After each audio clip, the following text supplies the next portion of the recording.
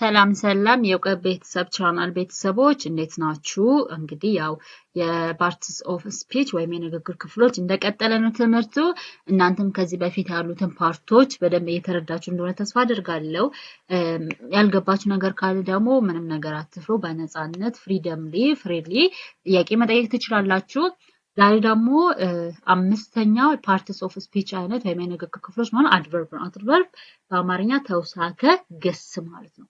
So, የተውሳከ ግስ ማለት it is an adverb is a word that modifies a verb, adjective or another adverb by providing information about how, when, where, why or to what extent something happens አይደለ? ስለ verb ስለ ግሱ ስለ adjective ወይም ደግሞ ስለ ስም ገላጭ ወይም ደግሞ ስለ ሌሎች adverbዎች ስለእነዚህ ነገሮች እንዴት መቼ የት ለምን ተፈጠረ ወይም ደግሞ ያ ነገር በምን ያህል መጠን ተፈጠረ የሚለውን ነገር ሞዲፋይ የሚያደርግ ወይም ስለነዛ ነገር አብራርቶ ኢንፎርሜሽን የሚሰጠን የሚገልጽልን ከሆነ it is adverb ይባላል ማለት ተውሳከ ግስ አይደለ?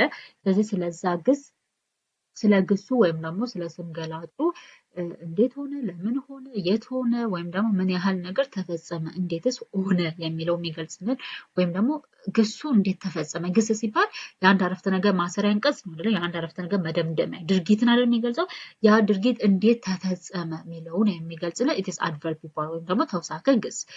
የተለያዩ ታይፕስ ኦፍ አድቨርቦች አሉ ወይም ተውሳከ ግሶች። አንደኛ adverb of manner ነው። this adverb of manner describe how an action is performed ስለዚህ ያ አክሽን ወይም ደግሞ ያ ተግባር እንዴት ነው የተፈጸመው የሚለውን የሚገልጽልን ከሆነ adverb of manner ይባላል። adverb of manner ብዙ ጊዜ ግሱ ላይ ምን አለ ly አድ እናደርጋለን። የግሱ መጨረሻ ላይ ly አድ እናደርጋለን። ለምሳሌ quick ከሆነ quickly፣ careful ከሆነ carefully፣ beautiful ከሆነ beautifully አይደለ? ስለዚህ beautiful ከሆነ beautiful ካለ beautiful ይሆናል። careful ከሆነ carefully አይደለ? careful ጥንቃቄ ከሆነ careful በጥንቃቄ፣ ኳይክ ፈጣን ከሆነ ኳይክሊ በፍጥነት ይሆናል ማለት። ስለዚህ ኳይክ ምንድነው? ፈጣን ስንባል ግስ ነው አይደለ?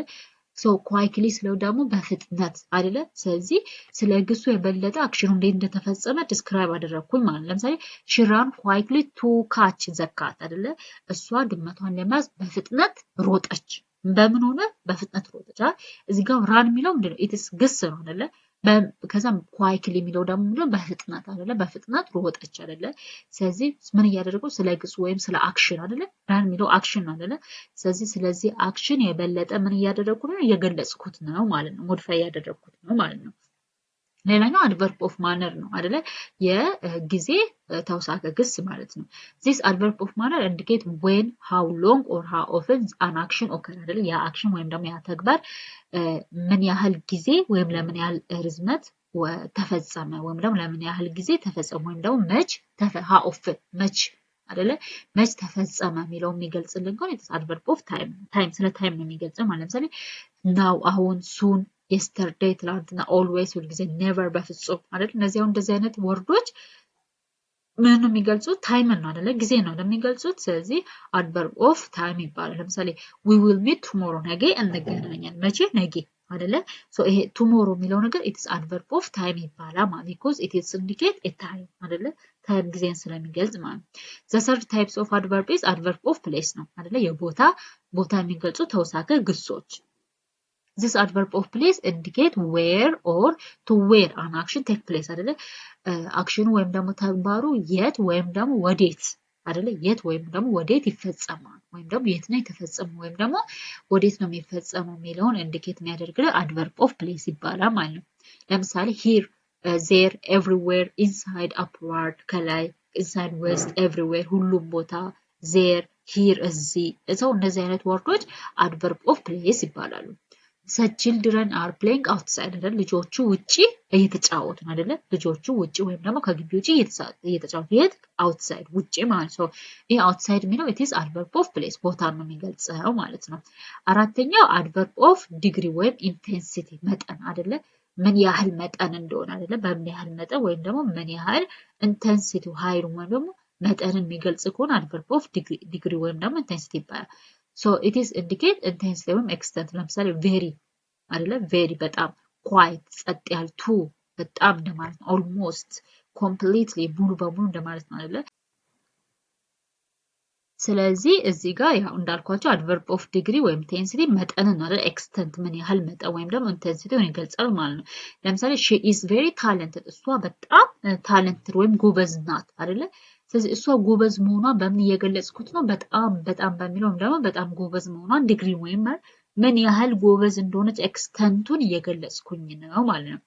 አምስተኛ adverb of ፍሪኩዌንሲ አይደል ፍሪኩዌንሲ ሲባል የሆነ ነገር በተደጋጋሚ ሲፈጸም ማለት ነው የሆነ ነገር በተደጋጋሚ ሲፈጸም ፍሪኩዌንሲ ይባላል አይደል ሪፒቲሽን ነው አይደል so this frequency when adverb of frequency shows how often something happens አይደል ለምን ያህል ጊዜ ያ ነገር ተፈጸመ አይደል ለምን ያህል ጊዜ አይደል ስለዚህ ኤግዛምፕል often sometimes አንዳንድ rarely አልፎ አልፎ usually ሁል ጊዜ occasionally ይሄም occasional አልፎ አልፎ ነው ለምሳሌ he always arrive early አይደል እሱ ሁል ጊዜ በቶሎ ይደርሳል አይደል እሱ ሁል ጊዜ በቶሎ ይደርሳል ምን ግን ሁል ጊዜ always የሚለውን ለምሳሌ adverb of frequency ነው አይደል እሱ ብዙ ጊዜ ወይም አብዛኛው ጊዜ ወይም አንድ አክሽን ወይም አንድ ተግባር ለምን ያህል ጊዜ እንደተፈጸመ it is adverb of frequency ይገልጻል ለምሳሌ he always arrives early አይደል እሱ ሁል ጊዜ በጊዜ ይደርሳል አይደል ሁል ጊዜ አይደል ለምሳሌ he usually ለምሳሌ usually ብለን በተካሲ ጋር he usually arrives early አይደል እሱ አብዛኛው ጊዜ አይደለ usually ሁል ጊዜ አይደለ usually ማለት አብዛኛው ጊዜ ማለት ነው አይደለ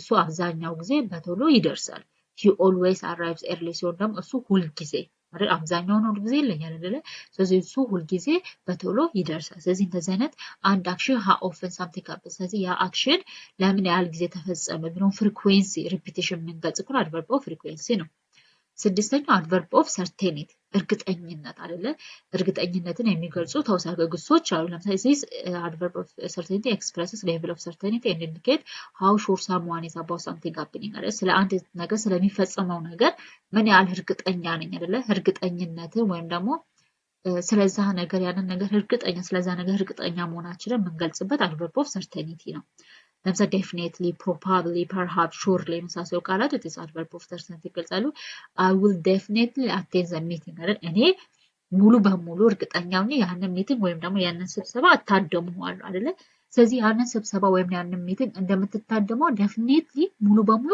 እርግጠኛ ናት ማለት ነው አይደለ so እንደዚህ አይነት ቃላቶች it is adverb of certainty ይባላሉ ሌላው interrogative adverbs አሉ these interrogative adverbs it is used to ask questions ብዙ ጊዜ ከአድጀክቲቭ ላይ ካሉት ጋር ይመሳሰላሉ አይደል adverb ላይም አሉ interrogativeዎች ማለት ነው when where why how የመሳሰሉ it is adverb of interrogative adverbs ወይም ደግሞ ጥያቄ ለመጠየቅ የምንጠቀማቸው ተውሳከ ግሶች ናቸው how did you solve that problem አይደል ያንን ፕሮብሌም እንዴት ነው የምትፈታው አይደል how እንዴት ያንን ፕሮብሌም ተፈታዋለህ ስለዚህ ስለዛ ፕሮብሌሙ ስለዛ ግስ ምን እያደረገ ነው it is modify ያደረገ ነው ማለት ነው so ስምንተኛው relative adverb ነው this relative adverb indicate introduce relative clauses and relate it to the noun ስለዚህ relative clauseዎችን introduce ያደርጋሉ ያስተዋውቃሉ ከዛ ከናውኑ ጋር ምን ያደርጋሉ relate ያገናኛሉ ማለት ነው when where why ስለዚህ ለምሳሌ this is a place where we meet ይሄ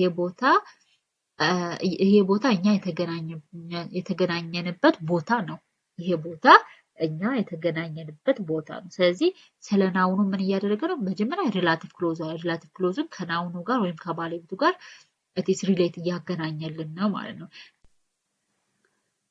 so ሌላኛው it is conjunctive adverbs ናቸው these conjunctive adverbs are connect clauses or sentences አረፍተ ነገርን ወይም ደግሞ ይሄ ፍሬዞችን ወይም ደግሞ it's clause ነው አይደል ክሎዝን ማሰሪያ አንቀጹን የሚያገናኙ adverbs ወይም ተውሳከ ግሶች conjunctive adverbs ይባላሉ so conjunctive adverbs ለምሳሌ however therefore moreover consequently እንደዚህ አይነት ወርዶች conjunctive adverbs ይባላሉ ለምሳሌ I wanted to go for a walk however it started to rain አይደል ለምሳሌ walk ማድረግ ፈልጌያለሁ however ነገር ግን it started to rain መዝነብ ጀመረ አይደል ወክ ማድረግ ፈልጌያለሁ ነገር ግን ዝናብ መዝነብ ጀመረ አይደለ ስለዚህ እዚህ ጋር ሪላቲቭ ክሎዝ አለ ሪላቲቭ ክሎዝ ወይም ደግሞ ክሎዞችን አይደለ ክሎዞችን ወይም ደግሞ ሴንቴንሶችን ሁለት ሴንቴንሶችን አንድ ላይ የሚያገናኝ ከሆነ it is conjunctive adverb ይባላል ማለት ነው it is however ሚሮችም ላይ it is conjunctive adverb because I wanted to go for a walk አይደለ ወክ ማድረግ ፈልጌያለሁ ነገር ግን it started to rain አይደል ዝናቡ መዝነብ ጀመረ አይደለ? ሶ two sentences ወይም ደግሞ two clauseዎችን ኮኔክት የሚያደርጉ words conjunctive adverbs ይባላሉ። So this is all about types of adverbs and what does it mean adverb የሚለውን አይተናል።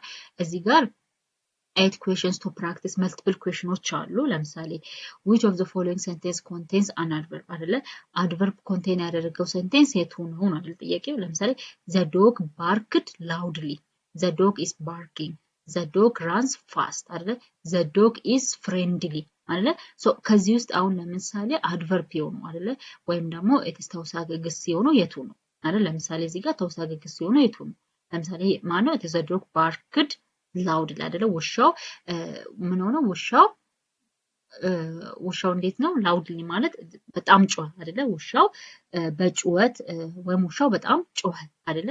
ስለዚህ ውሻው ባርክድ እያደረገ ነው አይደለ? ስለዚህ ስለ ውሻው በጣም በእንትን loudly ወይም በጣም በከፍተኛ ድምጽ መጮውን የሚገልጽልን ነው ማለት ነው። the answer is A ነው ማለት ነው። dog barked loudly ይሆናል ማለት ነው። so ለዚህ ጋር ሁለተኛው which type of adverb is what type of adverb is quickly in the sentence አይደለ? she finished her test quickly አይደለ? እሷ ፈተናዋን በፍጥነት ጨረሰች የሚለው በዚህ አረፍተ ነገር ውስጥ quickly የሚለው ምን ታይፕ ኦፍ ወይም ምን አይነት አድቨርብ ነው ነው ጥያቄ አይደለ? አድቨርብ ኦፍ ፍሪኩዌንሲ ነው? አድቨርብ ኦፍ ማነር ነው? አድቨርብ ኦፍ ፕሌስ ነው ወይስ አድቨርብ ኦፍ ታይፕ? ስለዚህ ኳይክሊ የሚለው ምን አይነት አድቨርብ ነው? ስለዚህ ይሄን ራሳችሁ መልሱ። መልሳችሁን ደግሞ እንደተለመደው ኮሜንት ላይ ጻፉልኝ። የከበዳችሁ ነገር ካለ ያው 8 ጥያቄዎች አሉ። እንግዲህ 8ቱንም ጥያቄዎች ስሯቸው። መለስ ብላችሁም ደግሞ አድቨርቦችን ወይም ታይፕ ኦፍ አድቨርቦችን አንብቧቸው። ሶ ታይፕ ኦፍ አድቨርቦችንም መለስ ብላችሁ አንብቧቸው እና ቤቱን ሳብስክራይብ አድርጉ።